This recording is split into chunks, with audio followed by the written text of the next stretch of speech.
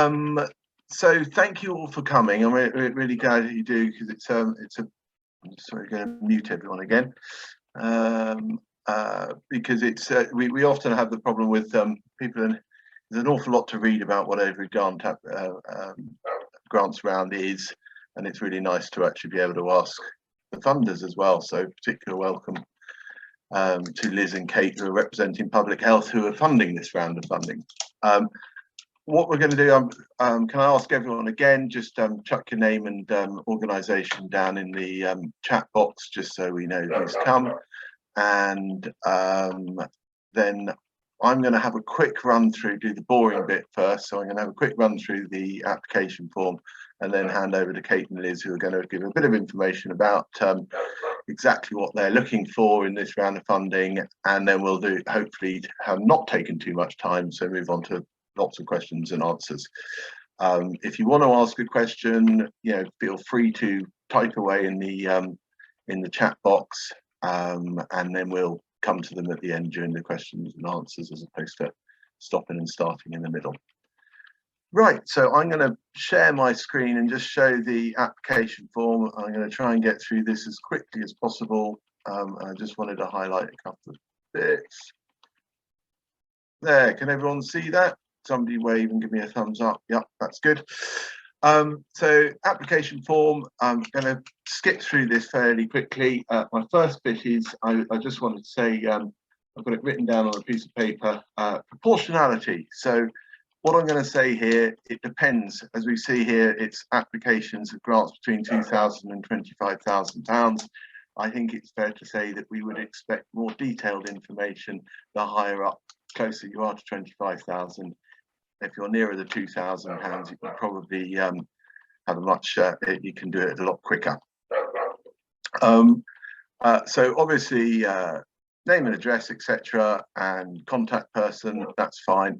What type of organisation are you? You should be there. If you're another, you might want to give us a call, because just to check eligibility. If you're a privately limited company guaranteed by shares, then you probably are not eligible. This bit, we've added an extra field, which is what was last year's expenditure. This is partly to do, these are the current unrestricted reserves. We tend to like the current unrestricted reserves to be enough to cope with your expenditure. So to be equal to at least 3 months. Obviously during COVID this has changed, but it's a lot quicker for us to look at this than to actually have to dig through your accounts. So please fill that in as accurately as you can. Bank details, very important that the bank name, that the, oh dear, I need to add the account name field seems to be in there. Oh no, there it is at the bottom. It's very important that the account name is the name of the organisation and not the name of an individual, or you will have trouble funding it.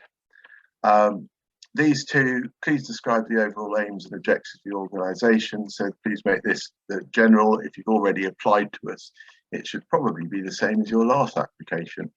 It may be slightly different. The second one is to help us understand the difference you make, and as we put in here, in relation to the objectives of this grant. So if you haven't done something in relation to heart health or exercise or before, put what you can in here. But if you have done something to do with more physical health, please put the please make it focus on that.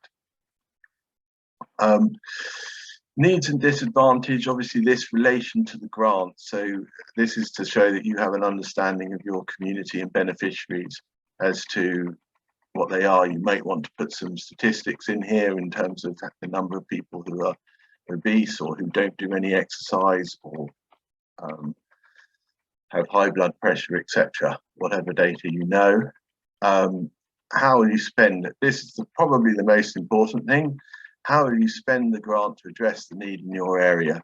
So here it'd be nice, especially the more you're funding, please explain what it is you are actually going to do. I know it sounds very obvious, but you'd be surprised how many grant applications we get where when we get to the end of it, we're not actually sure what the project is. And it's very difficult to fund something when we're not actually sure what people are going to do. And likewise for the, what positive change will this make for people? And then the next one, this is also important. Please explain how you'll measure and report on the positive changes made in relation to the objectives of the grant.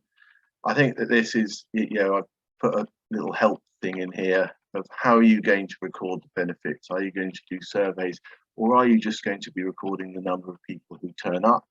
Or are you going to actually go into sort of more detail, as in recording their weight, blood pressure, whatever other ideas that you've got? And I think that, again, that helps us know what the, a bit of what the monitoring will look like later. More of that in a minute. And again, here gives you the last bit gives you an opportunity to explain the experience of the people in your organisation and what they can deliver. And last but not least, what happens after this funding is run out? Will you be continuing the project? Can the project fund itself afterwards, or have you got other funding lined up? On to the most important bit, the impact, outcomes and indicators. I think one of the things we've seen here is that this is part of our new impact framework. And I think what people have sort of instantly thought is that choosing as many outcomes and indicators as possible would be good, that we would want that. That isn't the case.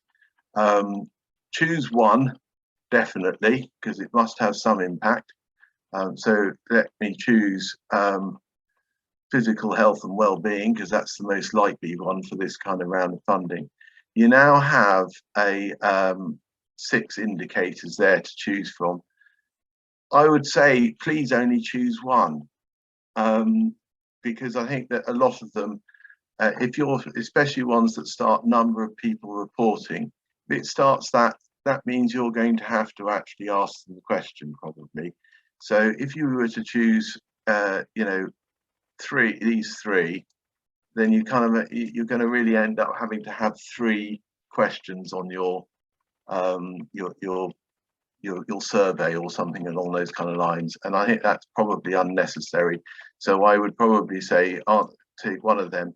If you have 2 things and you are going to record it, so number of people attending activity session, that's different to number of people reporting improved physical health and well-being. So I would choose those 2. But 1 or 2, I think that if you choose lots of them, I also have the problem as a statistician, I then have no idea where we're double counting when the monitoring comes back. So it's 1 or 2 is absolutely enough. And likewise for the outcomes, if you have 1 outcome, that's fine. If you have more than 1 outcome, and that's, please choose another one. But don't think that by choosing 4 outcomes and 10 indicators or whatever, it's going to improve your chances of getting funding. If anything, it will do the opposite. Finally, primary beneficiary, primary issue, activity, age group, ethnicity and gender, all things that we would like to record for our own, to understand the diversity of our grant making. So please fit it in. It's obviously predictive in terms of it's what you're predicting to happen. So please fit it in as best you can, and we will see what happens. The budget in here, total cost of the project. So if your project is £100,000, please put in £100,000. How much has been raised so far? Please put whatever you've got, in terms of whether it's raised from your own reserves or whether it's raised from another funder, and then how much you're applying to us. And then in the each of the sections underneath, these will need to add up to what you're requesting, and what the total cost will need to add up to the total cost, and the requested amount will need to add up to how much you're applying to us for. And put as much breakdown as you like in terms of explaining which bits are already funded and what you're asking us to fund. And you do have, you know, there's lots of space here, so you do have an opportunity as well to explain whether or not the project can go ahead if you don't get that part of funding. So I think you know, use this as much as possible to, again, proportionality. If it's a you know, you're applying for a £2,000 project, then a lot less detail is required. But if you're applying for £25,000, I think you know, a bit of a breakdown as to what you're actually going to spend the money on would be very useful. Supporting documents, same as normal. Attach what you can down here. If there's anything additional that you haven't been able to fit in earlier on, you know, please feel free to attach that. If you run out of attachment spaces, please send it along to us by email. There, was that quick and boring enough for you? I am now going to hand over to Liz and Kate, who can talk a bit more about this programme. Let me just stop sharing.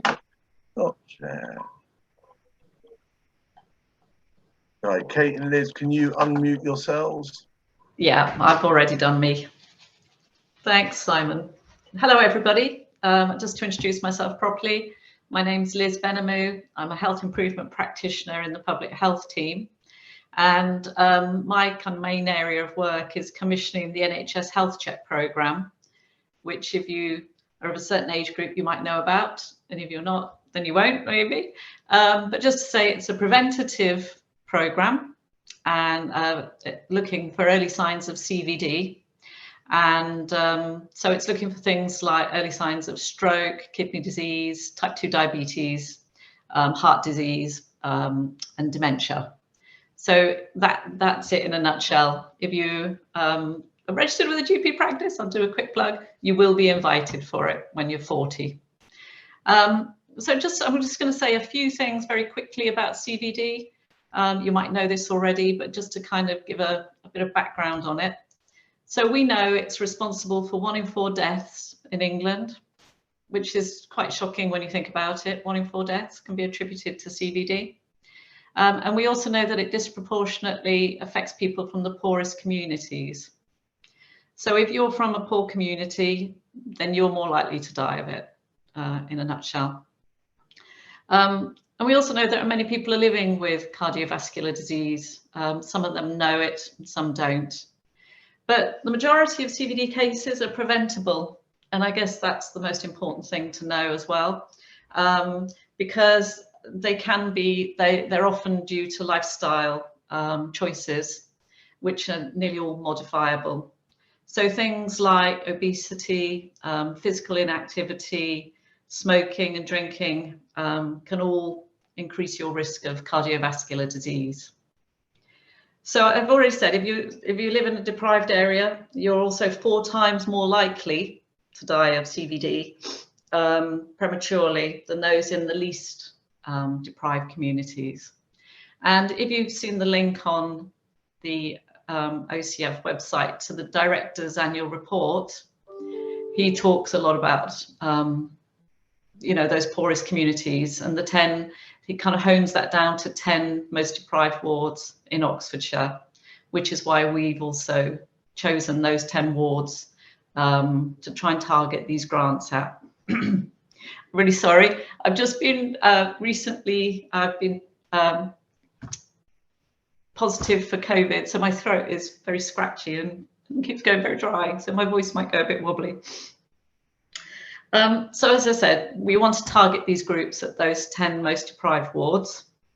There is work that already goes on. We commission services around smoking cessation. We also commission work around weight management. And there is work that also goes on, obviously, with physical activity. But we wanted to really target these grants at 2 things, which was obviously physical inactivity and the smoking cessation. So I'm not going to say any more about CVD because my throat's gone very dry and I need water. But Kate's going to talk a bit more about stop smoking services and what we're looking for from these grants. And then we can just open it up for all of you to ask us some questions. Thank you, Liz. Yeah, I just thought I would kind of give you an idea of actually where this idea came in terms of the kind of heart of it. Obviously, I have worked for 8 years sort of looking at smoking rates in Oxfordshire. It's about 11.5%, which is pretty good. But where we really don't do very well is inequalities, that people with mental health issues, it's starting to be at 30%. Areas where there's low income, you're looking at 20-25%. And sort of homeless populations and others have kind of smoking rates about 80 or 90%. So there are some massive inequalities, and it's sort of trying to get under the skin of why those inequalities are there and how what we've been doing for 20, 30, 40, 50 years is not working for those communities. So we were having conversations with homeless charities about smoking and what it means for them and what they're doing about, what they're kind of doing about it in terms of, is it something that's a feature of the work that they do? And in 2 separate conversations, both sort of charities made a connection between physical activity and that ability to climb a wall, and that was being limited by people's smoking habits. And there was a kind of look for, well, what can we do to bring those 2 pieces together? Currently, we don't commission anything in that way, and we have had a big tradition in the past of only commissioning stop smoking services, helping people to stop smoke, which is the most effective way of quitting. You're 3 times more likely to quit with support. But when you actually look at how people quit, only 2% use that stop smoking support. So there's an awful lot of other people that are doing the least effective way. But there are ways that people can still do it on their own, but actually have a better chance of succeeding. So yeah, this kind of grant came out of, how do we work with different people? Historically, we've kind of worked with kind of businesses and health services to focus on driving people towards a quit service. But can we work with different partners and come up with different ways and kind of make that connection between physical activity, smoking, and the impacts on heart health? Because obviously smoking also impacts on respiratory and conditions and cancer. Because at the end of the day, smoking, for some communities take at least 10 years off life, let alone the quality of life that's impacted.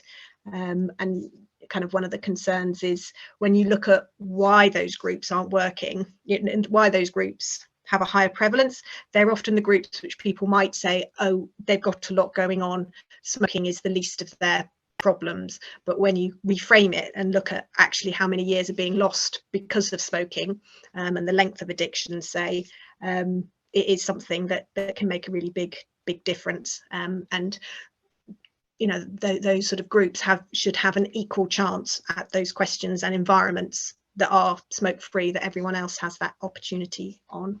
So that's sort of like where the grant came from. So the kind of the kind of strap line of what, from my point of view, from the smoking side, which is a kind of golden thread through the grant application. You might have noticed there's a kind of requirement to do some training, which is we kind of offer for free and is just 1 hour online, is really to create smoke-free environments where smoking is not normal, and that not smoking is easier than smoking in that environment, and sort of looking to work with groups to help them kind of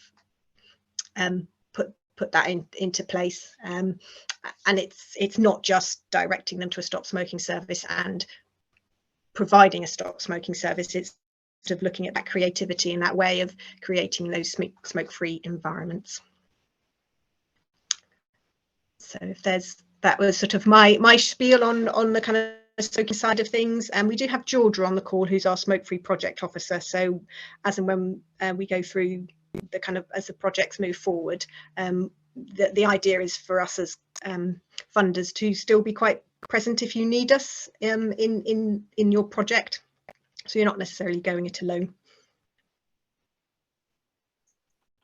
Thank you, Kate.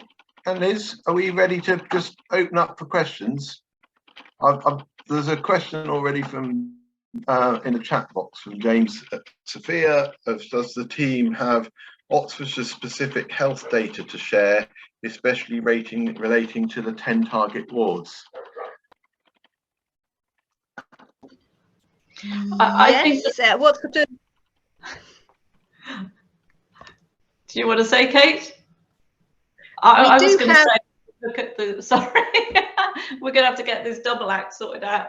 I was going to say that the JSNA is available, has lots of data in it. And I think the link is on the website with OCF information. Can I ask a maybe more specific detailed element of that? It's just a lot of the data that comes from the NHS plan and the other national data describes the issues, but obviously it takes in the northeast, northwest parts of East London as well. And I was just wondering whether we've got specific data around the sort of frequency and duration of associated illnesses, like if it's smoking linked to heart disease and inactivity that leads to other stuff. So it's almost the compound effects of one illness on another, that if there was one target group to focus on, because the lower hanging fruit might be it's obesity through exercise rather than pre-diabetes through exercise, because that's also going to have an effect on the cost demand at the moment to the public health system, either through primary care networks or the CCG. And I just wondered whether there was kind of more detailed information about specific related illnesses and costs that are Oxfordshire specific. I'm not aware of them. I think the challenge when you do start getting down to Oxfordshire levels is you start to lose some of the robustness because of the kind of population size of what you're looking at. I don't think, and we've not got a big history of kind of cost benefit analysis, those reports done at an Oxfordshire level, but we can ask our intelligence team and see if they know anything. Okay, thanks. We have obviously on local insight as well, there is a fair amount of I don't necessarily publish all of them, but there are a fair amount of other health related things, so that we can look at whether there's particular hotspots in Oxfordshire for any for cardiovascular disease or various other things. But I agree with Kate, it's not very robust. I don't think. I seem to remember looking at it, and that bizarrely sort of cardiovascular disease seems to be more prevalent in West Oxfordshire than anywhere else for some reason. I'm not sure that the samples are quite robust enough.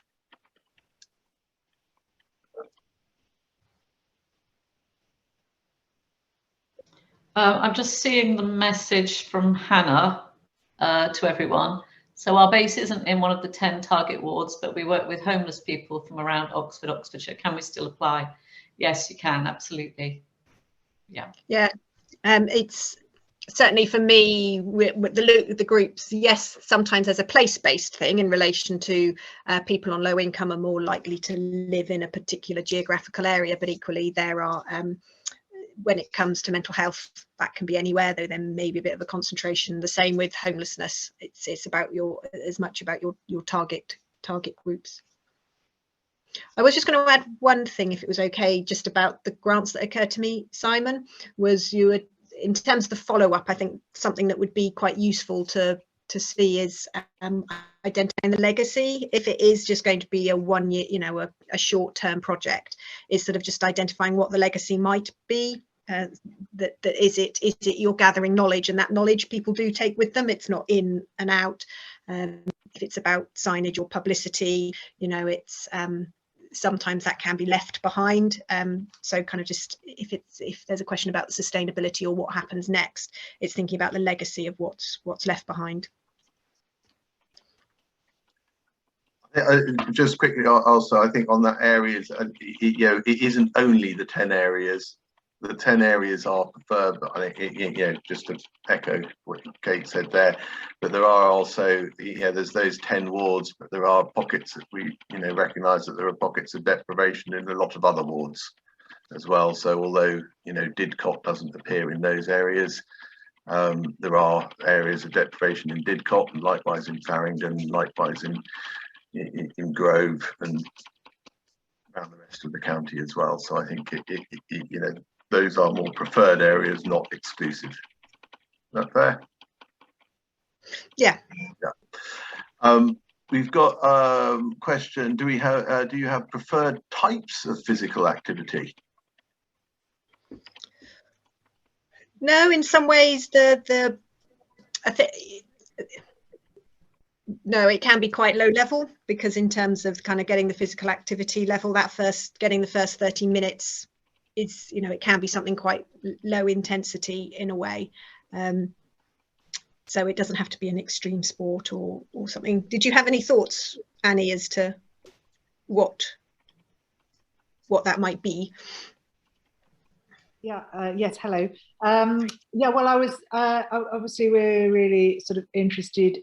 I mean, really my background of information comes around with sort of children, very young children, and physical activity, but I think the same applies to my experience of older people as well, is that things like just getting out into nature, walks, and sort of, I mean, with children, it's kind of free play, can give as many, can burn as many calories or more sometimes than when they get children to run around in a playground. So it's kind of enabling people to get outside, I suppose, and follow their own interests, whether that's kind of gardening or nature walks or that kind of thing, is what I suppose what we're particularly interested in, because we're located in the park and thinking around that kind of thing. But also, I asked another question, so I might as well just add this in here as my voice is on, which is around, because we've also got kind of a resident health coach who works from GP practices. So we're really keen to link up some of that that's being funded by the statutory already, that resource, and try and dovetail the voluntary capacity we have and the space sort of that we have to kind of serve some of the people that have already referred by, that she already has the referral links into some of the GP practices. So I just wondered how that would be seen, because that seems to me what's exciting is like being able to join those two things. Does that make sense to you? Yes, I was saying earlier, I kind of, in some ways, this is a bit like a cocktail. The more different mixes you can get, the kind of more exciting cocktail you can get. So I think as long as there is a rationale and it's not just being stuck together to look exciting, but kind of just sort of, as I said, smoking, and certainly from my point of view, the smoking side of things, we've been doing things very similar for 20 years and mostly marketing just to stop smoking service.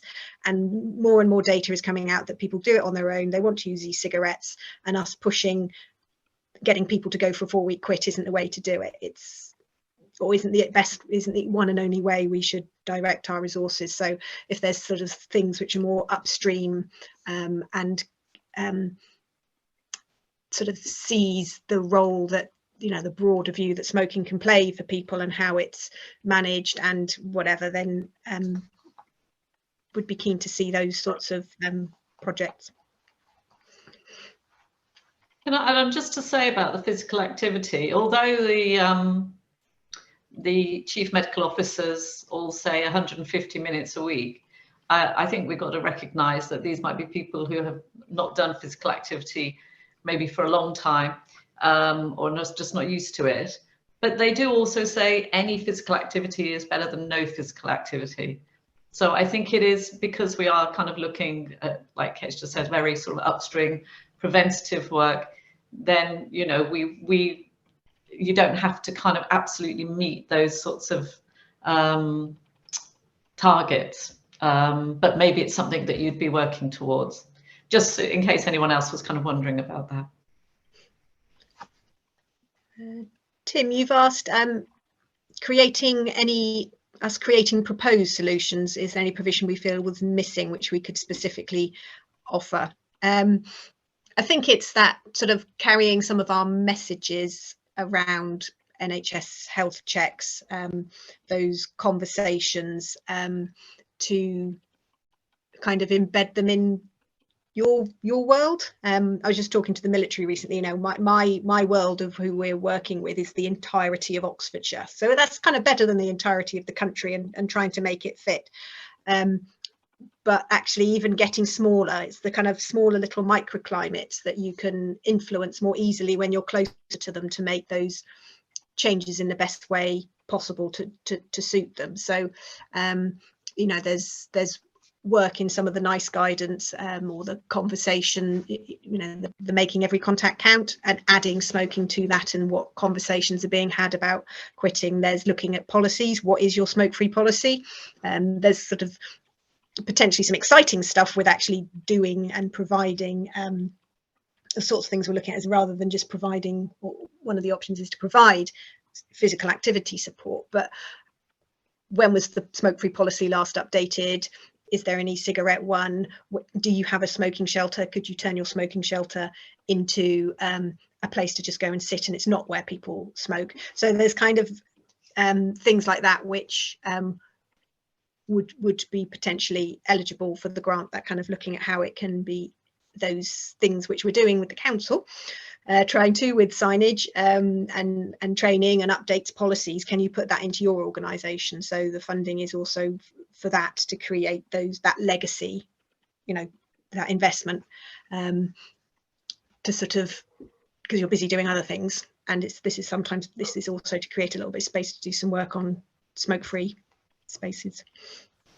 Yeah, We've got, sorry, it was the particular thing, for instance, I mean, we have an option from a national organisation that we're part of that does a thing called Fit Fans, that very much focuses on you know, trying to reduce weight and increase activity amongst historically football fans. But I'm also thinking we have a unique position that we could access fans coming to a game, that maybe we could get some of the messaging across that you're trying to get across to specific demographics. I'm thinking probably over 50s men being one of the biggest ones. And just, you know, is there some, rather than us try and create something, can we just help you deliver some of your messaging?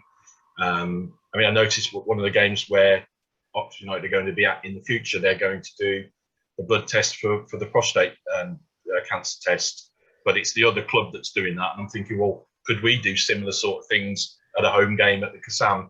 You know, do blood tests, or, you know, blood pressure tests, or, you know, not, you know, give up smoking advice, those sorts of things, just to help you have a wider reach, really.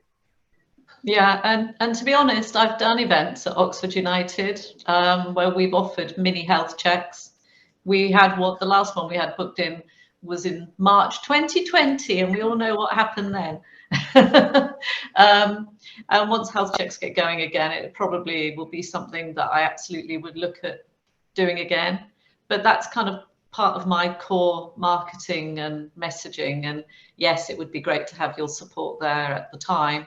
But really, I think with these, specifically in terms of health checks, you know, we want you to have a different project that we grant fund, rather than just supporting something that I would do as a matter of course anyway.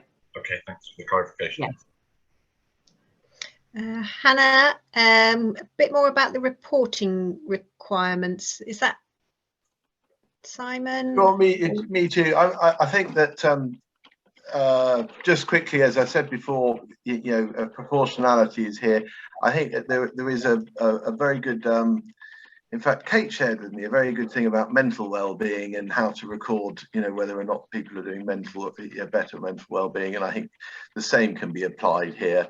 I think that you, first of all, I suppose there's outputs, which are what you do. So we are holding lots of exercise classes. That's an output. Then there's outcomes, which is people will be fitter. That's that. And then there's the indicators, which are X number of people report that they are fitter. So I think that yeah, that's what we would like. It's easier to, if we've got an indicator that actually shows, yeah, that's the reporting we would most like. And I think, and the rest of it around that in terms of categories of number of people, you know, who the people are. I think it's important, maybe we haven't said enough about that, but who the beneficiaries are. We've highlighted, obviously, poorer people. I think there is a bit, as this is on the website as well, about, you know, particularly keen to look at, as they mentioned, about health checks. So men over 40 are more at risk of cardiovascular disease than teenage girls. So obviously they are a preferred beneficiary, and likewise Asian men, etc. So I think that recording what you can so that we can see that we're reaching the target audience and that we are actually having an effect on that target audience. I hope that's enough. If you want more detail, I'm happy to have a conversation offline about impact and reporting, and for as long as you want to make it more specific to you. I suppose I would add, one or two very well captured outcomes is a lot better than an ambition to do everything and barely getting anything. Just from our point of view, kind of reporting back to members, how did you spend your money? It's better to have some really robust figures that we can feed back. Just sort of some of the grants that we've done so far, that the ambition to report is sort of greater than what was actually able to be done. So kind of, and obviously if you're successful, kind of happy to have a bit more of a conversation to help with maybe what that evaluation could do. As I kind of said at the beginning, I'm keen to be, if it's helpful, it would be nice for us to sort of work, to use our public health knowledge and contacts to help support your project further. So it's not just an arm's length thing, go away and do it and you're on your own. It's, we're here to work on this together because we want the same thing at the end of the day for the people that we're working with. I think that answers Cantor's question as well there, doesn't it? Yes, you would be able to, Cantor. I'll answer Ingrid's question of do all partners in a bid need to meet the eligibility criteria, i.e. charity constituted groups, if the lead partner meets this criteria?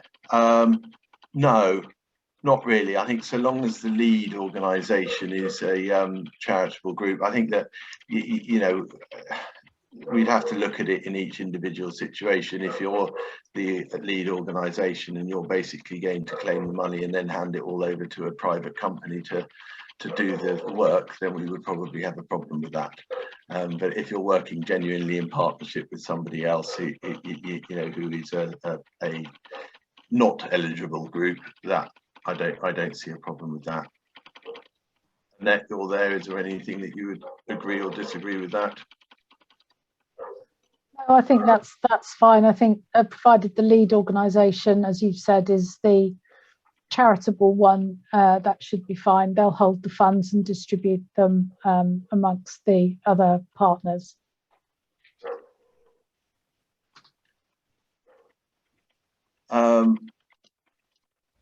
Liz, do you want to unmute yourself? Because you've sort of sent us 2 or 3 messages in a row and they got broken up by other people, so I don't know how to answer it. So it might be easier. I am sorry. Yeah, quite a big concept to explain, which is an accessible horse box that started out just as a means to take people, wheelchair users, people with mobility issues out to ride a horse somewhere safe. So, and we were offered a community bursary by Blenheim Palace, for instance, before COVID.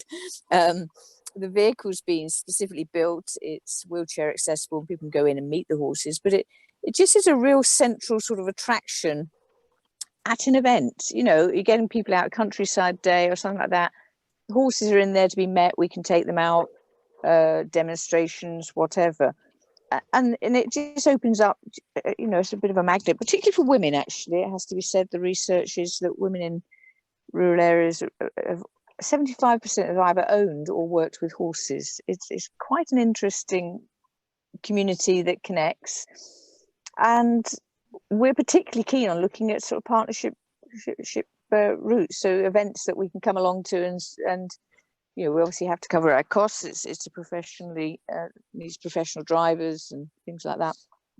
But it is a pretty unique beast, and we're just really keen to get it out. And it is a perfect vehicle. It has an awning of 5 metre by 3 metre awning.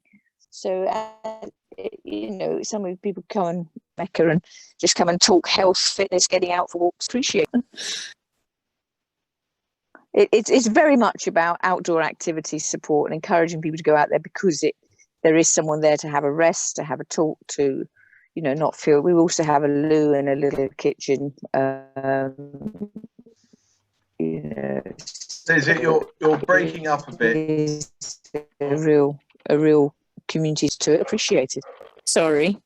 Well, you're breaking up a bit, so I think it might be better, unless you've got a quick answer, Kate. It might be better to take that one on as a separate conversation. I think also I'm trying to wrap up slightly quickly, because believe it or not, I've got another one of these in about 10 minutes.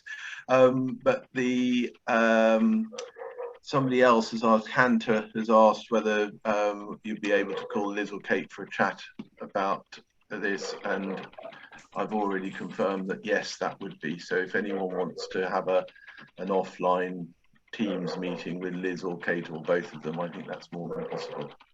Yeah, if you're working up a project and just want, it would be really good to have that conversation. So when you do put the bid in, you've kind of got more confidence that it's something, you know, that it's sort of closer to what we're talking about, rather than kind of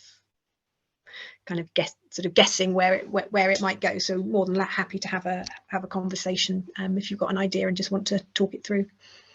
Josh?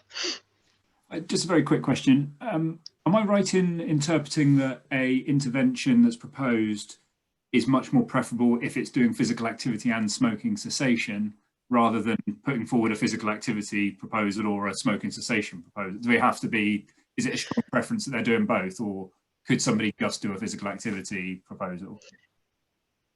I think it depends on in some ways both would be better, or acknowledging that where the opportunity, so it could be physical activity, but if it's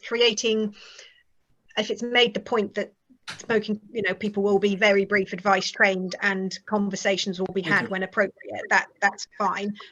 I think it is to for me, because that's where this is where this project came from. It was that link between smoking and physical activity. That's the heart. That's the flame of where this has come from. But appreciated that might be a little niche, and therefore, yes, if it's physical activity, it's fine. But yeah, it's got a better chance if there is capacity, and capacity to include a smoke-free message, you know, like it was physical activity and it's a football thing, or a physical activity mentioned smoke-free side, you know, introducing a kind of smoke-free sidelines policy. So kind of just creating that bit of space.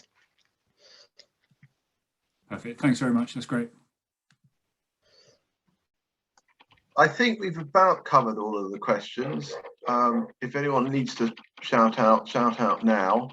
But I am available, you know, during the week, and if you want to send me an email or arrange a time for a call, please do that, and I can also pass that on to Kate and Liz if it's about your project and whether or not they feel it's suitable for this funding. So does anyone need to say anything else? Good. In that case, I'll say thank you very much, Kate and Liz in particular, and thank you all of you for coming along. Yeah, please. Last thing, always got to say this. Please start doing it a bit earlier. Please fill in the forms. Yeah, have some sympathy for us who have to import all the forms and assess them. That getting them all on the deadline day is not a happy experience. We're not supposed to rate people higher because they've put their form in there earlier, but you know, subconsciously it might happen. So yeah, please try and get it done earlier. It's also great if you get it done earlier. If you do make any mistakes or if we have any questions, we can ask about them and mend them. Whereas if you put it in on deadline day, we really won't have time to do that because we'll have all the other people who are doing it. So thank you very much for coming along today, because that's the good start as to now hopefully you know what you've got to do and can start filling it out. Well, not tomorrow, it's Saturday for goodness sakes, but next week. All right, thank you very much for coming, and we'll see you all soon. Thank you. Thanks everyone. Bye. Bye everyone. Bye.